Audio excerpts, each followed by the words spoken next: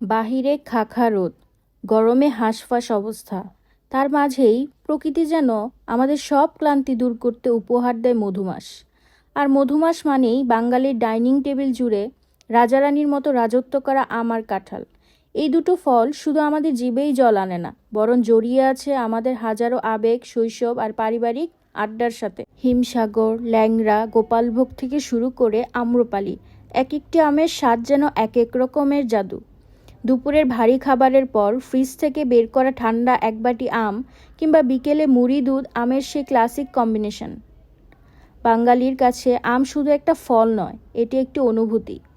অনেকে কাঁঠালের গন্ধ সহ্য করতে পারেন না, কিন্তু যারা ভালোবাসেন তাদের কাছে এই সুবাস পৃথিবীর শ্রেষ্ঠ পারফিউম। পাকা কাঁঠালের কুয়াগুলো যখন এক একটা করে প্লেটে সাজানো হয়, তখন লোভ সামলানোই দায়। এসবই আমাদের সংস্কৃতির এক একটি রঙিন অধ্যায়।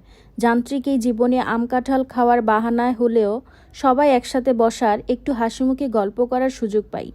গরম যতই থাকুক, আম কাঁঠালের এই মিষ্টি মধুর স্বাদ ছাড়া বাঙালির গ্রীষ্মকাল একদমই অসম্পূর্ণ।